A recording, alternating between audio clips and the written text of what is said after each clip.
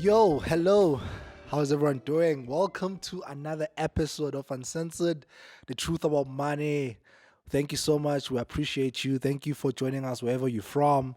Thank you for listening to this podcast and watching. We really, really appreciate. Thank you for everyone that views and watches our stuff and listen to our stuff and comments. Guys, we really appreciate it. So as we had mentioned, season two, season two, just dedicated to businesses, right? This is basically a season of businesses. So last week we was talking about triple BE, right?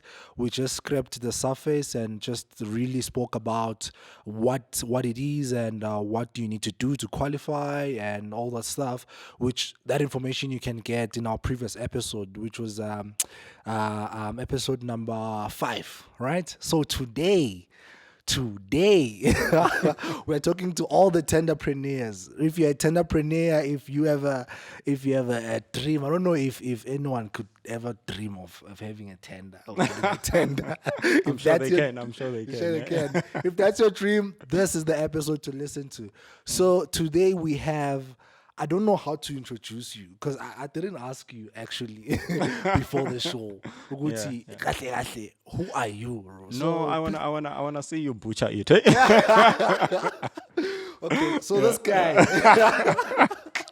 is the tender guy. So if you need any information or you need a government tender or whatever it is, this is the guy. I butchered it. Yeah. Okay. No, you tried, man. You tried.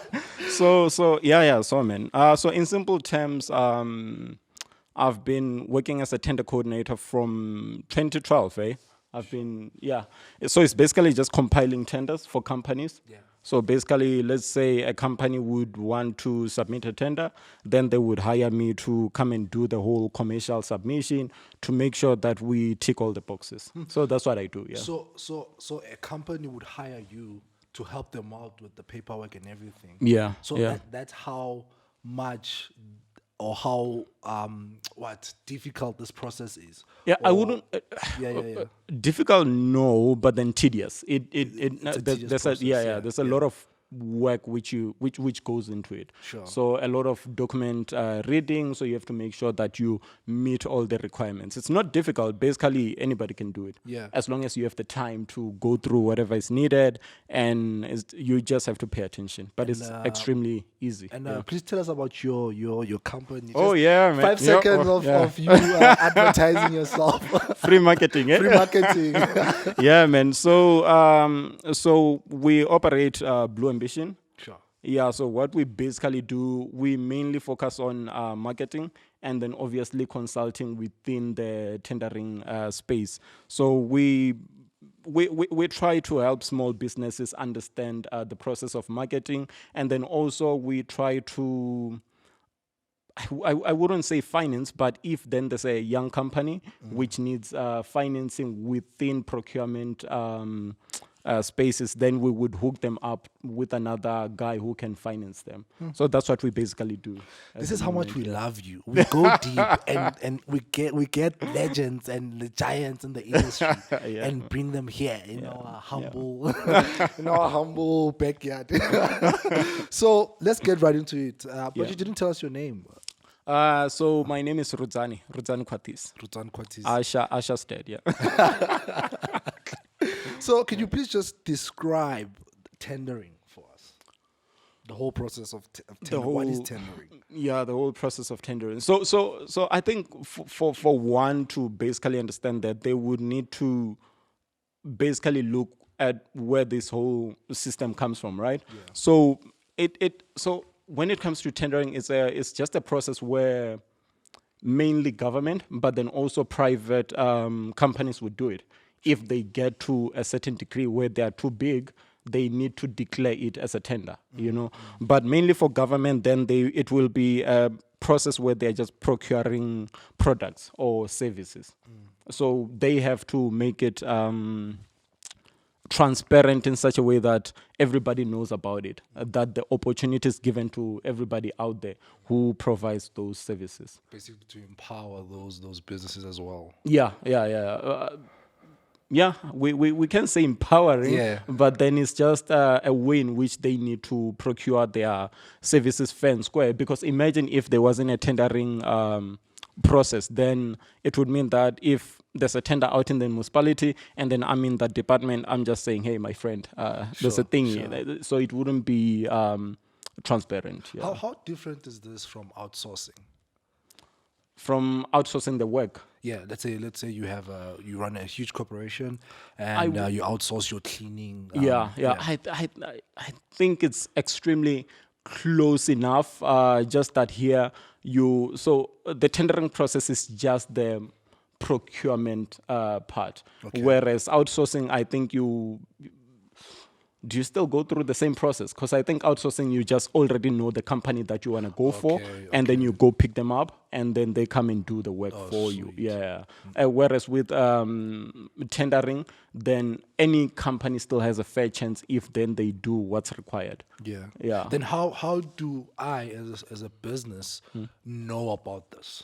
About tendering. Yes, like if there's an opportunity that comes Yeah, up, yeah, how yeah. do I access such information? Such information. Yeah. So depending on the department or government department, they would have different platforms. Sure. So some of the generic ones which I can think about would be e-tenders. So it's a government platform where every department, municipality, government department, municipality, parastatal, they normally supposed to send their advertisement, their services advertisement. If they want maybe a cleaning company, Yes. they would have to go to e-tenders and then advertise there. Sure. That's what the system is supposed to do. Or normally they would advertise on local newspapers Sure. within that area, or within, let's say it's in Joburg, they would go for local newspapers in Gauteng to make that advert. So it's normally, or even if you go to the let's say Prasa, for example. Okay. If you go to Prasa's website, then you will find a tab that says tenders. So that's how you can look for tenders. And then the other way, which is a bit pricey, but then it works, depending on how much tendering you need. So there are companies like Leads to Business. Okay. So those ones normally have, so they look for all the tenders. So you don't have to buy any newspaper. You don't have to go for each and every website. So they've already done that, and then you just pay them a monthly fee. Oof, okay. Yeah, it's a bit stiff, but then it works. It works depending on the amount of tendering that you'd like to do. So then they would look for all the tenders everywhere per province. So you can go to their website, you can filter per province, you can filter per type of work, the size of the work, and then they would have done that. But even with that, it's not a guarantee that you get the tender. You still have No, to bid for the tender. it's not. Yeah. Right. So obviously there are documentation. That's why you're here, like the type Yeah. of documentation. So apparently there are like 3 types of documents that the government uses to invite business. Do you mind just taking us through those documents? Okay. So depending on the type of service that the government would like to procure, right? Service or product. So number one, you would have the request for information. Okay. So request for information would come when, let's say, the government or municipality doesn't know really what they have to procure. They know that they have a problem, but then they don't know how to address it. Sure. So then they would go out to the public and invite businesses which are more versed in that field, which more about it. Let's say they are looking for, I don't know what service to use, one which would be specialized. Construction company, maybe? Construction company. Yeah, okay, let's say they want to construct a machine which has to look into the stars or tell us what type of star is it, right? So then they would go to companies which are normally which have more information about that. They don't know, but they just know that we want to know what type of stars are they. And then they would go to the market, request for information. So then normally what's involved in request for information, they want to know how much would it cost us to build this machine? What type of equipment would we need? What type of budget would we need for us to build this thing? The type of people that we would need, right? So once the government has that understanding from the information which was gathered from those companies, so they would select to go to, okay, this company gave us the most valuable information. We are happy with this. We are happy with the budget that they are proposing. And then after that, then they would, let's say they do have an understanding of what they need, then they would need a company to actually now implement. Okay. It doesn't mean that if you gave them the information, you will be entitled to building the whole thing. Yes, so yes. then now the government would decide, okay, sharp, now we have to take it out on tender. Invite more companies which have a better understanding of how to build this thing. And then that's when now we come to something called request for quotation. Okay. So that's a tender. So and the funny part about request for tenders, right, is that they also differ depending on the amount, the project value, so to say. So I'm just not sure, but I think it also depends on the department or government or municipality or whatever. But then, if I'm not mistaken, I think anything from, I stand to be corrected, but anything from below 500,000, but I just need to verify, anything below 500,000, it doesn't go out on tender. That's my understanding. But if it does go above 500,000, then it qualifies as a tender. Then it has to be publicly advertised. But then also when it comes to quotation, it's called a quotation if it's not a tender. If it's not above 500,000, then it means that normally what happens is you find that, let's say PRASA again, right? PRASA would then invite smaller companies and then have them within their database. So those guys are already within PRASA's database. So whenever, let's say, they need a cleaning company, they would look at the database or on the list of the guys which they have, and then they just send that request to them. So that's what you call a request for quotation. The last one is, what do you call, a request for proposal. So with a request for proposal, it's normally within the consulting space. So here they know that price is not really a major factor, or you find that the market is normally determined by rates. Let's say lawyers, you know that a criminal lawyer, they normally have these rates, but then now they are not looking at the, what do you call, at the price per se. They are looking at the quality of information. So then they would ask for a request for proposal. So then the company would have to now prepare a proposal to say that if you give us this opportunity of this job, then we will be able to do this type of work. We have the team, so they'll present their team, they'll present their experience and basically everything at their disposal to do the work. So they are marketing themselves to do the work. So now what type of businesses qualify for this? For tender? Basically any type of business, as long as you meet the supply chain requirements. Right. And then what would those requirements be? I mean, we want to meet the requirements. It's in as much as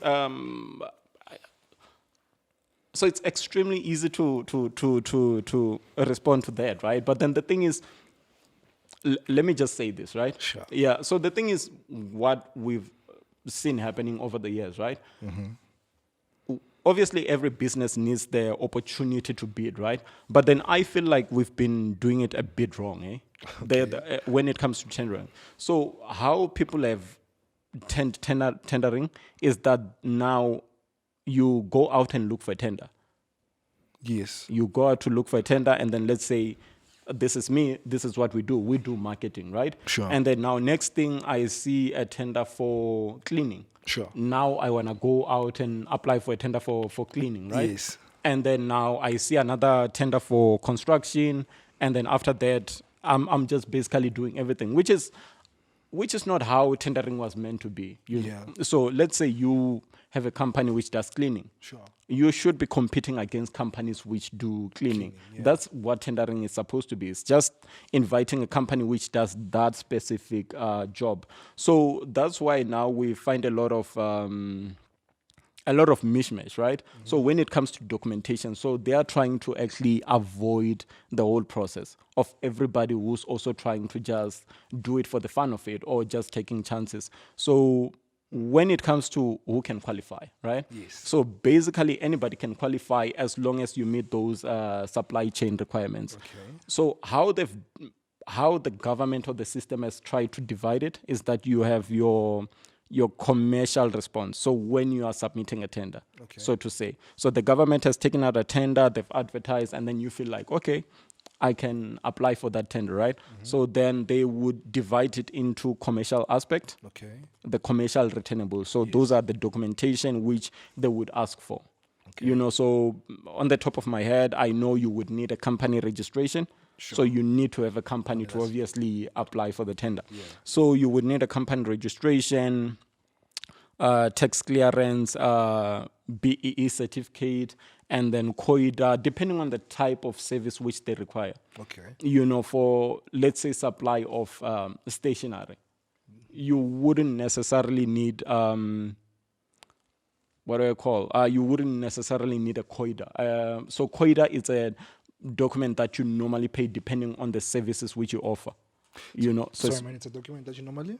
so you would, it's more like an insurance. Okay. So it's money that you pay to the insurance, sort of like, let's say one of your employees gets injured on the work, and then COIDA government would pay you for that employee, depending on the risk of that particular service that you offer. So I wouldn't pay as much if we do food delivery. Yes. Rather than you who works on heights. Let's say you do construction. So your COIDA would be slightly higher. No, definitely. Yeah. And then I see here you've also mentioned the CIDP grading. CIDP grade. So that's a good one, eh? So CIDP grading is mainly for construction tenders. Okay. Basically for construction tenders, depending on the type of construction that you do. So construction vary between civil works. So you can have a civil company that would be graded, I think it's civil is CE, the code. CE, Yeah, okay, CE. okay. And then you would normally have your electrical work where there is EP and EB. And then EP is normally for electrical installations. Oh, okay. Like your overhead lines, the ESCOM ones. Yes. Overhead lines, substations, your the ones which are major, the ones which run over the street. Yeah, You know, the yeah. substations, everything. And then your EB, those are your building ones, like the ones which run within the houses and buildings. Yeah. So that's a CIDB grading, and depending on how much work you've done, Okay. you will be graded. So I think when you start to register for CIDB grading, you start at level 1. Okay. And then from there on, once you've made enough money or you've worked to a certain degree, then you will go to CIDB and then give them your turnover and say, this is how much work we've done. Sure. And then also give them the references, and then they will grade you up. Then you get, you keep on growing the more you work. Yeah, and then so you use that certificate to now look for more work. So it shows that, okay, I'm qualified to do this amount of work. Yeah. Yeah. So you've just mentioned commercial requirements. What would be the technical requirements? Yeah. Okay. So, so the technical requirements would depend also on the type of work or services required, right? So let's stick to maybe road construction. Sure. So when you look at the road construction, then there are certain aspects that they would look at. So then they would look at, let's say, do you meet the requirements to be able to build a road? So then they will ask, do you have the right equipment? And then do you have the right people who know the work? Does your company have the right experience? Let alone the people, but the company. Does it know how to manage these sorts of monies? Will they be able to procure the type of equipment? And the other thing is they can also ask you for a bank letter. So a bank letter would be, how do you manage your finance, right? Sure. But then normally when it comes to the technical portion, right, they would give you points. So let's say they would look at the team and ask Uguti, so they would normally list it out for you to say, okay, if you have an engineer, you get, let's say, 10 points. Sure. And then if you have a civil, let's say laborers, somebody who's been experienced in that, and then they will give you 5 points per person. So let's say you have five engineers, then it means you'll get 10 points times 5. Yeah. You know, so they score you based on that. And then after that, if normally under the technical requirements, they normally give you a threshold to say that you must qualify above this, normally above 75 or 80. Yeah. So you need to go above that score. So who So there's obviously who does these checkings and The ratings and all this stuff. Yeah, so that will be your supply chain department. Yeah. So every department or municipality or whatever, they normally have a supply chain department. So that's where they decide to. So they basically handle the whole tendering process from the client's perspective. So they are the ones who have to do the advertisement of the tender or the services required. They are the ones who have to receive the tenders, and then they also have to be the one to do the evaluation process of that tenders. Yeah. So now that was gonna be my next question. So now we've done this. So you've gotten all your requirements. Let's say you do Documents, meet the requirements Yeah, and yeah, everything. yeah. So then what would then be the next step from that?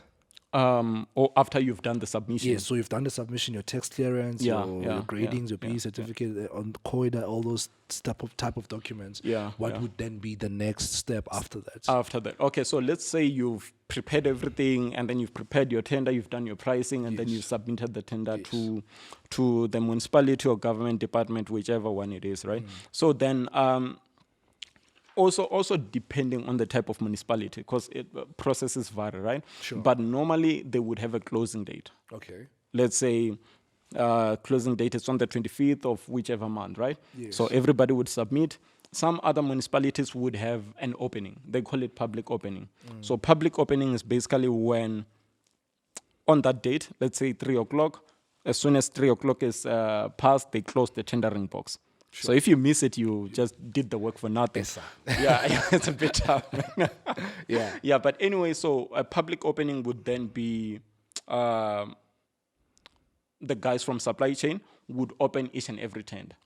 So then they would read out the pricing. So they'll say that company XYZ submitted the tender at 2 million, and then read out everybody so that everybody can note. So the guys would be sitting there taking prices, and then they're like, okay, no.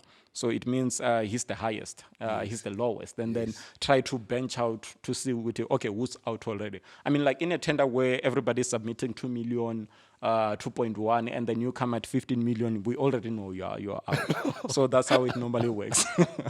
Yeah, so they do that, and then after that, then the supply chain now starts to get kicking. So they start evaluating. So if you didn't meet, let's say, the commercial requirements, that's the first part. Before they even look at the price, before they even look at the technical proposal, if you didn't submit a tax clearance, you're out. Say, okay, your offer is not responsive, it's non-responsive, you're out. You missed a BE certificate because they requested for a BE certificate, you're out. You didn't include a COIDA document, then you're out. So that's how they actually... How strict they are. Yeah, they are strict, eh? And also, you can imagine, let's say it's tender to supply stationery. So the guys at supply chain also want to get rid... you can get close to like over 200, requests. So they have to get through it as quick as possible. So they'll look at the tax clearance out. And then now they're left with how many? Let's say 50.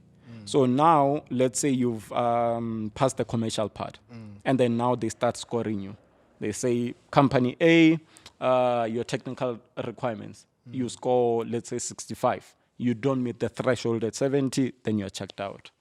And then the ones which are left are the ones where now they will look at the pricing. They look at the pricing to say, okay, these are the pricing that we receive, let's say from the highest to the lowest. And then so they normally use a formula, right? Sure. So they would take your price and then also the BEE points and then add that together, and then they will end up getting a final score to score you guys. And then depending on who comes out on top, then you get awarded, so to say.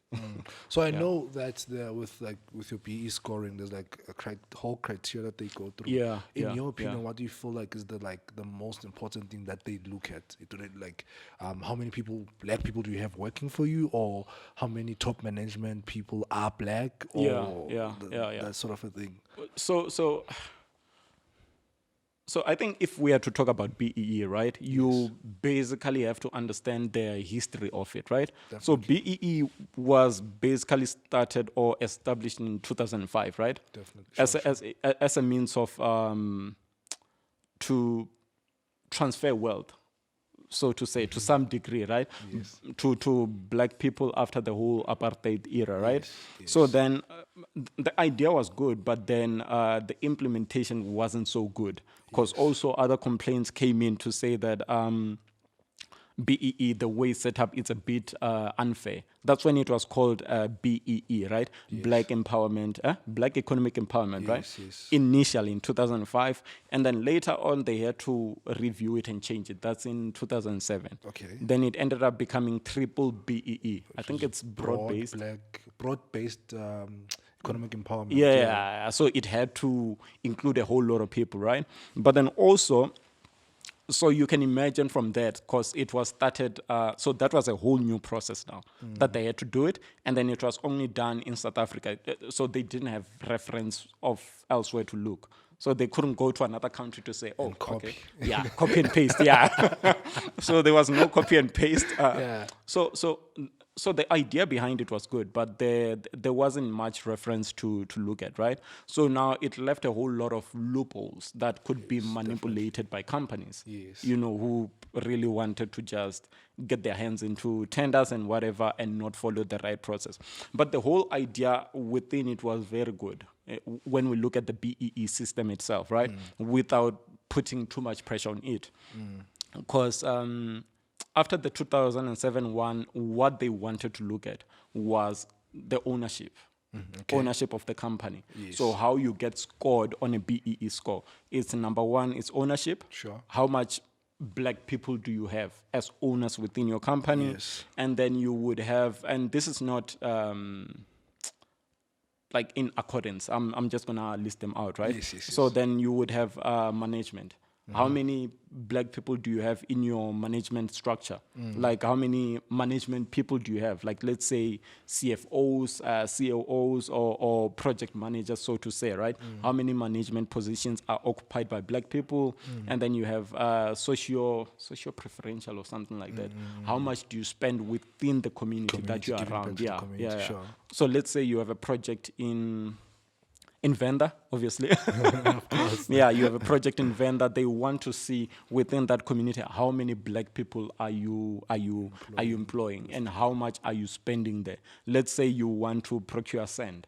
You can now buy sand in Joburg, whereas there are companies who are selling sand in Venda. So they look at that, and then they also look at how many skills are you, like within your company. Are you paying for black people to go now study? Are you paying for their study? Are you doing that? Are you also donating to black companies? Are you also buying from black companies? So they look at a whole list of those, and then they obviously give points per each category. And then it depends. Other points, other categories hold more points, depending on which one. Wow. No, it's a whole world. Eh? It is a whole world, man. Thank you so much for. I'm like, there's a lot of information. I think I myself need to go back and just listen to this again. Thank you so much for coming through. And, no, thank you, man. Thanks for having me. Yeah. So if anyone needs more information, how do they contact you? Can they contact you? Yeah, man. Yeah, no, we are always willing to help, right? Yeah. We are always willing to assist. I'll leave you with an email, and then you can just give it to them. So normally what we do is, so now we are sticking to consultation. We no longer initially we used to help out and prepare tenders for guys, but then that ends up being a lot of work. But we are more than willing to do consultation to show you how it works, how everything runs. Yeah. So as you said, we'll put the email address on the description below. So please, if you need anything, just email him. So thank you so much for watching, and thank you so much for listening. Please don't forget to like, share, and subscribe to our YouTube page so that we can keep making these awesome videos. And, are we supposed to do that? What? Does it show up here? Oh, that's all you came here for. Yeah. No, I just. So we are on Instagram, uncensored_the truth about money. If you are listening on, if you are listening to this episode or this podcast on Apple Podcast, Google Podcast, or Spotify, This is on YouTube as well. So YouTube, you just go to uncensored_the truth about money. Thank you so much for listening. Thank you so much for watching. We love you. Cheers.